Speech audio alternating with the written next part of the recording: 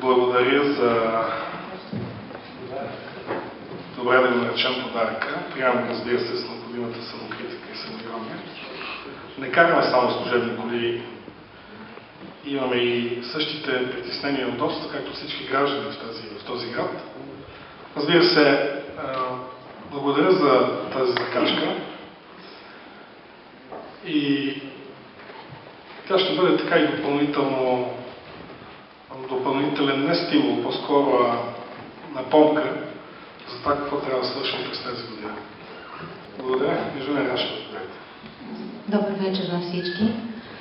На първия въпрос, който зададохте... Пропуснах да я представя инженер Мариана Рашева, ръководител на звеното за изпълнение на проекта Воден цикъл.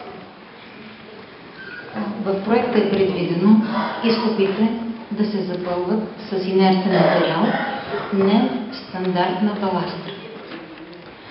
Това е материал, който... Обясните какво означава нестандартно. Това значи, че тя не отговаря на определен стандарт. Няма някакви изрични изисквания към нея. Това е материал, който просто се води баластра. Т.е.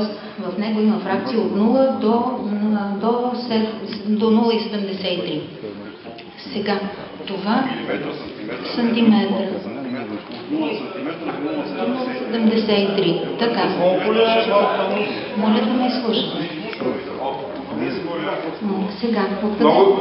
Много ви моля. Всичко ще ви отговоря. Всички въпроси се изслушат внимателно. Нека да спазваме някакви нормални правила на комуникация. Оставете инженер Рашева да отговори спокойно. След това, ако искате, задайте да продължат. Нека да започнем малко по-далече. Договорите за строителство са сключени по условията на ФИДИК. Това е абревиатура. Това са европейски стандарти на европейските инженери-надзорници. Целият строителен процес се ръководи от така наречения инженер. Инженерът е юридическо лице. В неговите правомощия да одобрява всичко, което се влага в този проект. Като материали, като доставки, като оборудване. Този материал, в който се засипват изкопите на Враца, е одобрен от този инженер и цялата отговорност е единствено и само негова. Той е човека, който може да спира влагането на материали, да изисква те да се променят.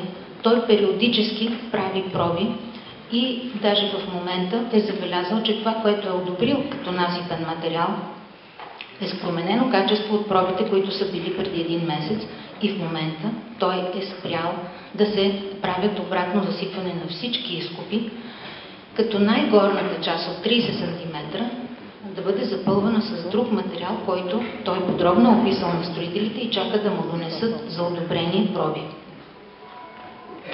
Това, което може да стане като нарушение, просто... Как да ви обясна? Не може да стане без неговото знание. Няма как. Той подписва всички документи. Фирмата, която изпълнява ролята на инженер по ФИДИК, тя изпълнява инвеститорския контрол и строителния надзор. Това, което някои виждат и не могат да си обяснат, само това, защото нямат необходимите знания и не е нужно да ги имат, не значи, че е нередно. Което уважаемия там гражданин от блок 57 каза, че е имало приемателна комисия. Няма такава. Обектът ще се приеме като цяло. Разберете, една улица, по която е положен водопровод, няма как този водопровод да бъде въведен в експлоатация сам по себе си. Ще се приеме цялата водоснабдителна и канализационна мрежа на Враца. Това, което сте видяли, са периодичните заснемания на изградените вече комуникации, което е свързано точно с създаването на екзекутиви и на бъдещ подземен кадастър и поколенията след нас да не изпитват тези ужаси, които ние сега изпитваме, разкопавайки под земята и не знам какво там ще изникне. Исках да ви кажа и друго. Няма как да сравните Враца с който и да било град в България. По простата причина, че този проект е най-големия. Имаме 106 км улици, по които трябва да положим 120 км тръбопроводи. Как ще стане така, че да не ги разкопаем и въобще ще остане ли нещо неразкопано? Няма как. Но единственият ни избор е да го направим, защото само след това може да имаме асфалтирани улици. Окей, господина каза да спрем, да ги възстановим, до тук и преставаме. Да, обаче съществуващата мрежа е в такова състояние, че разкопавайки я, ние намираме безброй в момента действащи течове, които няма как да се видят отгоре, те не са огромни, просто водата се изтича от тръбопроводите. Така че спирайки от тук нататък, пак ВиК ще продължи да отстранява повреди и да имаме кръпки. Другото за възстановяването. Сега извинявам се, може би, че малко по-дълго време ви отговарям, но това мисля, че беше последния въпрос. Възстановяването не е правено от октомври до сега. В региона не работят асфалтови бази. Как да стане възстановяване, като никой не произвежда асфалт? С какво да ги възстановим? Освен това, технологичният срок, за да се получи остатъчното слягане, е минимум 2 месеца. Веднага след като започнат да работят асфалтовите бази, ще започне поетапно възстановяване на разкопаните участъци, но това не се очаква да е по-рано от началото на май. Може ли? Всичко, което е прилежащи територии... Свършвам. Извинявам се, още веднъж свършвам 1 минута. Строителите ще възстановят всичко, което са повредили по време на строителството. В противен случай те просто имат едни гаранции за изпълнение, с които общината може да възстанови това, което те не изпълнят и да си покрие разходите от гаранциите. Благодаря. Отново към госпожа Рашева да попитам технологичния срок за слягане. Така е заложен в проекта. 2 месеца технологичен срок за слягане. Това е естествено слягане ли е? Значи разчита се от само себе си да слегне земята благодарение на валежи, коли и така нататък. Това ли? Ще ви отговоря жена Рашева, само да напомня, предполагам всички забелязвате, че дори оператора ВиК, там където има аварии през годината, остава още по-голям технологичен срок на слягане. Но това вече е спомнно колко време трябва да остане и жена Рашева може би трябва да допълни отговора си с допълнително зададения въпрос. Има предвидено оплътняване в проекта и това е най-голямата ни болка. Бих казала, тук си късаме нервите, точно за това най-много да следиме, за да се оплътнява на пластове. Но просто в Враца има много подпочвени води. Покажете ми един изкоп, който е възстановен от топлофикация, от ВиК, от газификация, който да не е слегнал.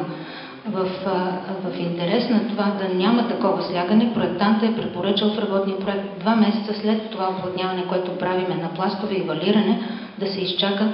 Все пак има допълнително слягане, колкото и да ни изиска, не можем да го избегнем. Това е препоръката на проектанта и на инженера. Искам да задам един въпрос. Вие правите сравнение с други изкопи, аз обаче ще направя сравнение с пример от преди няколко години, как бяха изграждани пътища в Соларния парк, който е по пътя към Криводол. Там също има подпочвени води, там също извираха води. Проектът беше свършен за 4 месеца и изградени пътища върху там, където пропадаше отдолу в подпочвената вода. Значи как може да се изградят пътища, които не пропадат там, по-равни, отколкото тук се засипва. И чакаме да слегне 2 месеца. Това препоръка ли е или е императивна норма?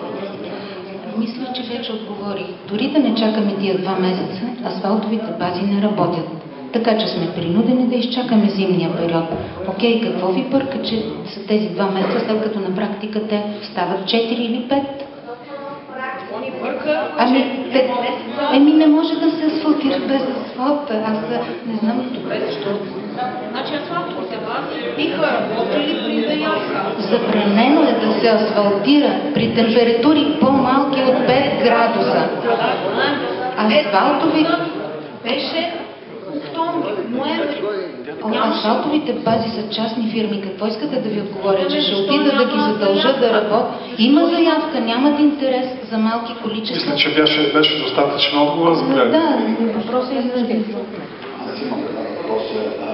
Понеже всеки един от вас съм бил лично от 3 години ходя, вие се досещате. Става въпрос за комплекс река Лева, гаражите и улица Гурко. Ако светнат прожекторите, сигурно някой от вас се изчервява, но там, господин кмет, много порази нанесете. Освен, че нищо не направихте, откакто сте в управлението, развалихте и това, което си беше около улица. Там си стоят незаконните гаражи. Разкопахте река Лева, то вече не е улица река Лева, то е от Джаде, вие сте от село, знаете какво е Джаде, там не могат да минат хората. Многократно съм ви молил, безливо, учтиво, компания на всички съпоправители, там са около 2000 човека живеят в този комплекс. Конете си пасат, при секретаря бяхме, той учтиво примигва, казва, ще оправи, пак он не може да спаси от квартала. За 3-ти мандат на секретар. Срещам го града, той си крие главата с рамбова. С заместник кмета по строителството, там бехме набелязали точки, които ги изпратихме на един голям лист, да може да ги виждат отдалече. Той ми даде отговор, който лъжи. Неща, които не са свършени, са сега в момента там такива, той ги пише, че са свършени. Моля ви, покрай река Лева, там има няколко семейства, които живеят, там е станало градско бонище. Минете, аз съм ви канал и вас. Вземете жена си, вземете си децата, елате ми на гости да се разходим и да видите, трябва да ви обувам с бутуши там, като минете. Бокуците постоянно си се хвърлят и никой нищо ще не направи там да могат да се, поне да се заградат тези улици, тези къщи да не могат да се хвърлят бокуците в реката. Това е едно предимство на нашия град и никой не се възползва от него. Аз наистина, господин кмет, вие ще ме извините, но не знам тази община като че ли. Вижте оборота на кафе, апаратите на кафе. Това ще го навърта колкото един квартал в града. Не минават изобщо никакви инспектори, като ги изпитали да кажат, ми моля ви, дайте си писани.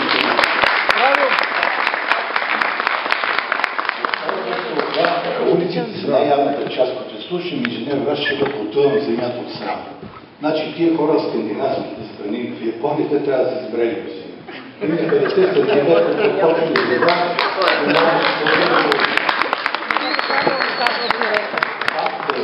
Господин кмете, факт е, и колкото да се прикривате, неграмотно си вършите работата. Улиците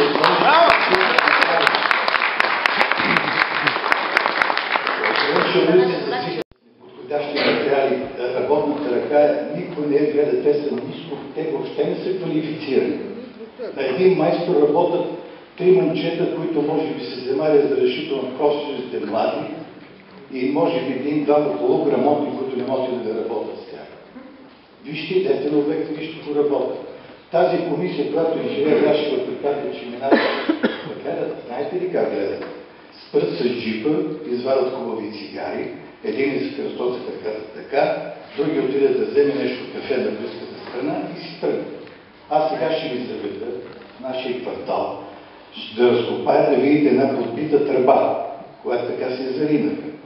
А и това, дето ми подалка, че ВК-то били големи специалисти, купили улен за тайно наблюдение тръбите, това го има от 100 години назад в развита страни.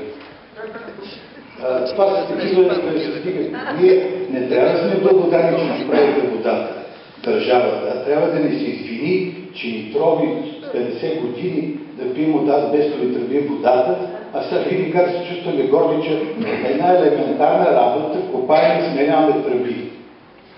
И се възползваме тук да дойде областния управител. Господин областен управител, за първи път ви виждам, чувал съм ви по радиото, знам, че правите някаква активна дейност с Химко. Това е нищо да те лажа.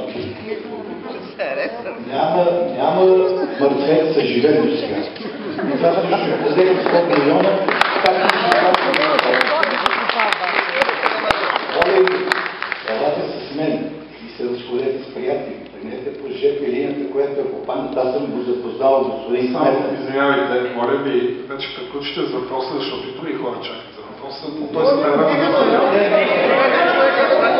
да мине господин областен управител. На кмета съм показвал един контейнер да оставят на спирка Череш. Значи 3 години тази управа не можа да сложи 3 лампи на 500 гаража за река Лева. 500 колични по улиците, гаражите ги разбират за 3 на 3 улици по 2 лампи да сложи. А вилната зона около Враца е станало републиканско сметище.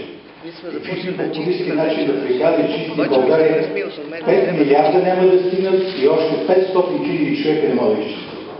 Минете да видите тук всичко живо. Това е всичкото, защото на общината и вие областната управа не може да сложи по един контейнер на една спирка. Елементарни неща, но прости. Неща не искат да ги решават, но умеят. И ми се струва, че Враца се превърна господин кмета в едно село. Вие донесете духа на селски кмет и управлявате едно село. Моля ви, поемете конкретни срокове за тия гаражи, които ви говорят 5 години, за улица река Леда, за комплекса улица, който цапат долу рекичката и за целия район около нас конкретно. Некакви срокове да чуем. Отидете ни преметете, това ще стане, друг ще стане. Как да асфалтират асфалт, че докарам асфалт от Албания ще дойде? Той е частната фирма, ако не е да му давате пари за асфалт.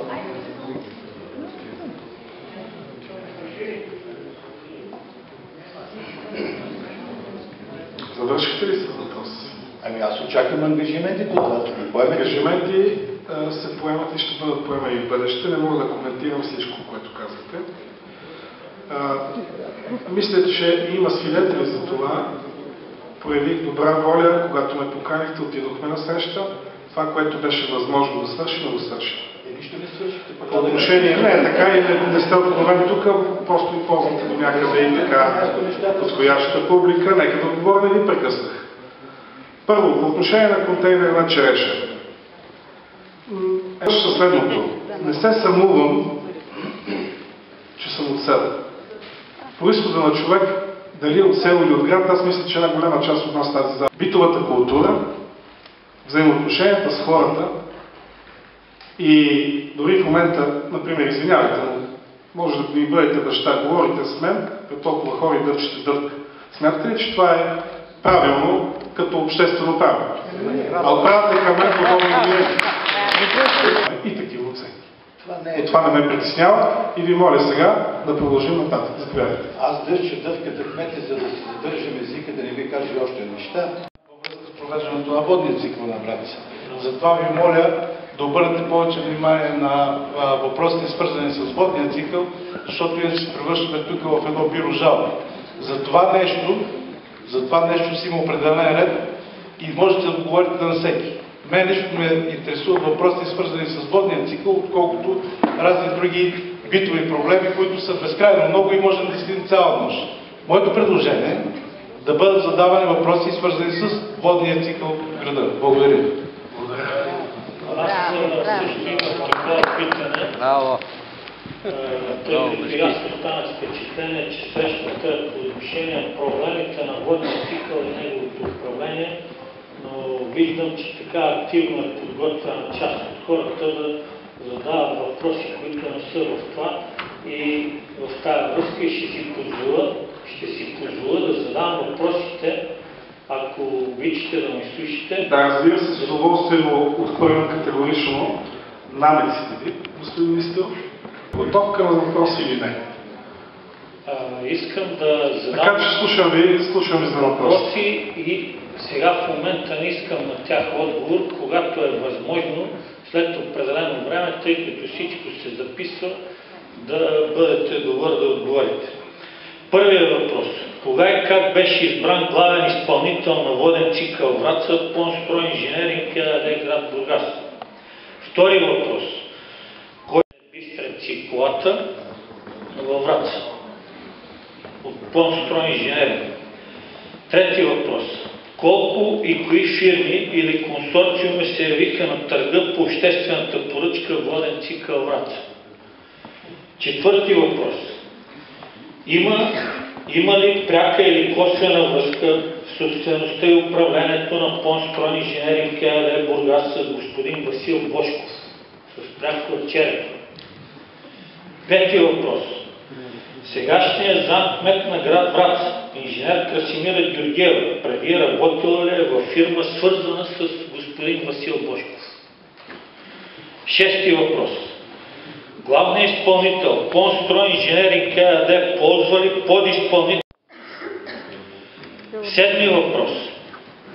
Главният изпълнител Понстрой Инженеринг ЕАД Бургас и подизпълнителите, ако има такива, сертифицирани ли са за наличност на системи за качествено управление съгласно стандарти ISO 9001-2008, ISO 14001-2004 и ОХСАС 18001-2007. Осми въпрос. Кои сертифициращи? Девети въпрос. Има ли кмета на град Враца роднинска връзка с собственика или управителя на някои от фирмите, работещи на обект воден цикъл град Враца? Десети въпрос. Какъв е обема в натура и стойност на строително-монтажните работи, изпълнен към 17 март 2014 година, спрямо проектния за обект воден цикъл Враца, включващи кварталите Колата и Бистрец в проценти? 11 въпрос. Какъв е обема из натура и стойност на дейност трамбон и в проценти спрямо общото количество?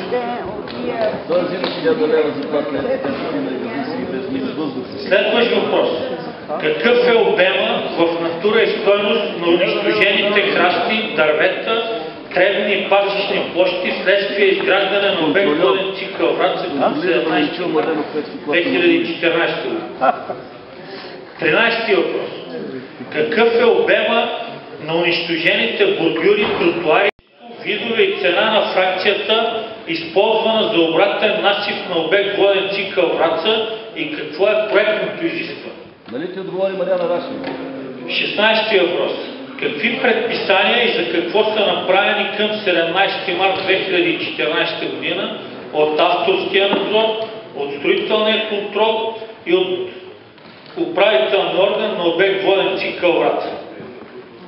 17 въпрос. Колко ще бъдат възмездени гражданите на Враца вследствие лишаването им от вода от авариите по водния цикъл? Медали.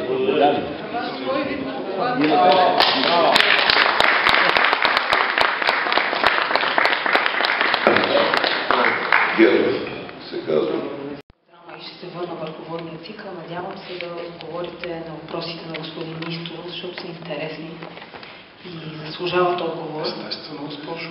Както той самият казва, очаква в момента да получи отговор на тази среща. Ще се постарая отговорът да ми е достатъчно публичен, така че всички да има достъп до него. Благодаря. И още няколко бързи въпроси относно ситуацията с запрашеността на въздуха в последните дни. Запознати ли сте с данните, защото ние имаме Да, разбира се. отчет?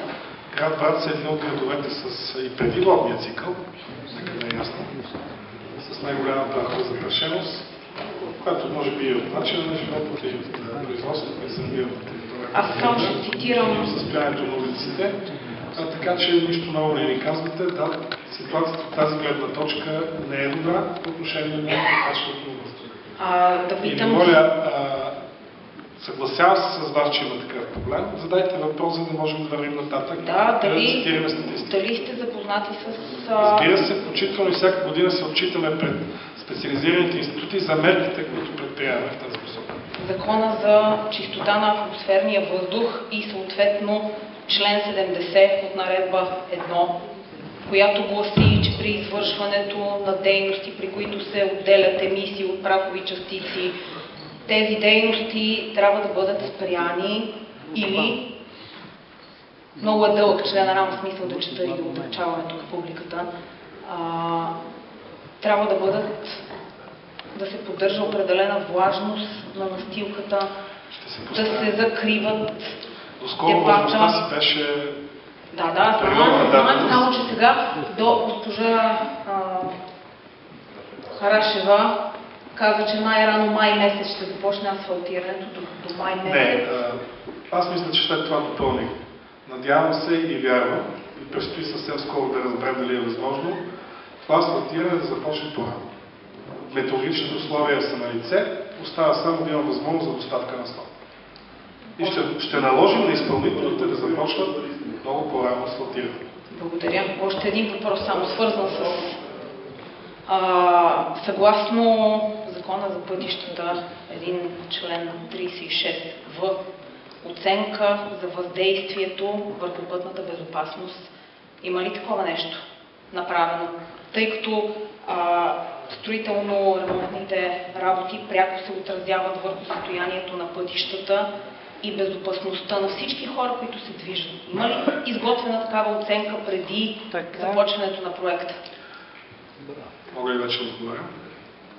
Проектът е съгласуван с съответните отговорни институции, свързани с безопасността на движението на територията на града, като включително при всяко стартиране на нов участък отново се извършва такова съгласуване и координация по отношение на организацията на движението. Инженер Рашева, ако е необходимо да ме допълните по този въпрос, или бях достатъчно подробно. Един въпрос само. Тук горе, ставя съм. Кой определя къде ще се копае в града? Инженер Рашева, отговорете на този въпрос. Искам да ви кажа, че Враца е една строителна площадка. Разрешението за строеж е за всички улици на град Враца. Как изглежда един строеж, покрай който минава? Ограден е, вътре има строителни материали, има отпадъци, виждат се тежки камиони, има строители. Враца, представете си един огромен строеж, само дето не можем да го оградиме по всички околовръстни пътища и да напишем това е строеж. Трябва да имаме малко толерантност, трябва да се съобразяваме с това, че все пак се строи, като се опитваме да запазиме колкото се може повече, нали, по-малко да са ограниченията. Никой не се стреми да създава излишно проблеми. Ако някоя улица е затворена, частично то е точно с цел, за да може все пак да се мигне по нея. Проектът съдържа част временна организация на движението. Преди затварянето на който и да било участък, за този участък строителя прави задължително съгласуване на този проект отново с полицията, с бърза помощ, с общината.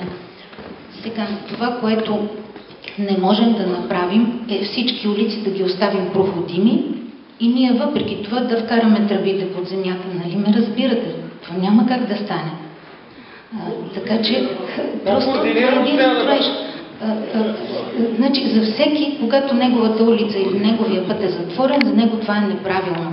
Но нали, тук сме много хора и се търси от всичките решения това, което е, нали, от всички решения едно е по-добро от останалите и това се опитваме да търсиме и да намаляваме затрудненията за хората. Когато видите, че някъде продължително време е затворена улица, да я замине и да отиде на друга. Обикновено там се чака проектантско решение. До сега имаме 42 изменения на проекта по член 154, за които се изисква преработка на проект. Не просто проектанта да дойде и да каже на строителите, това го направете еди как си. Той изработва проект, който се съгласува по същия начин, по който е съгласуван работния проект. След това надзорна фирма издава доклад за съответствие на тази преработка с изискванията към строежите в Република България. След това вече главният архитект издава допълнителна заповед към разрешението за строеж и може да се продължи на този участък. В най-добрия случай това е 3 седмици. В най-добрия. В идеалния случай. Затова имайте толерантност. Освен тези изменения, до тук имаме изменения още 72 броя, пък с заповеди. Така че всички сме поставени в една ситуация много напрегната, много отговорна. Улицата, която е по площад Родина, кръсти Българията, за Стария пазар е разкопана и затворена. Как се влиза в улицата, която е с детската градина отзад? Откъде? Защо няма алтернативни маршрути? Защо няма тази временна организация, след като я има в проекта?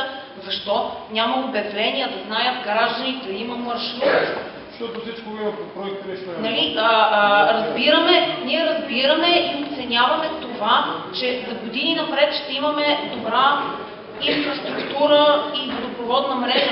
Обаче, дали разходите и това, което коства на гражданите, в момента не са по-големи от ползите, които ние не зная дали ще доживеем да изпитаме.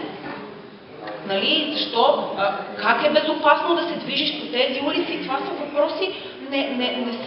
Не разбирайте, нали, не приемайте нещата така, но не са лични. Аз карам детето си всяка сутрин по Кръстобългарията. Оттам е невъзможно да се минава. Невъзможно е. Какви са изискванията за безопасност? Има такива, има. Дайте ми възможност да отговоря. Значи вие задавате ми безкрайни въпроси, които нямат край. Спрете, за да мога да ви отговоря. Благодаря ви. Напълно сте прави. Имаме наистина доста пропуски, свързани с координацията. Няма да обвинявам нито една страна в целия процес. Ние си носим нашата отговорност и нашата вина. И Жена Рашева е права в едно, че мащабността пречи на координацията. Нашето желание, нашето настояване, нашите разпореждания, свързани с това проекта да бъде изпълнен в срок, не е тайна за никого, че той закъснява.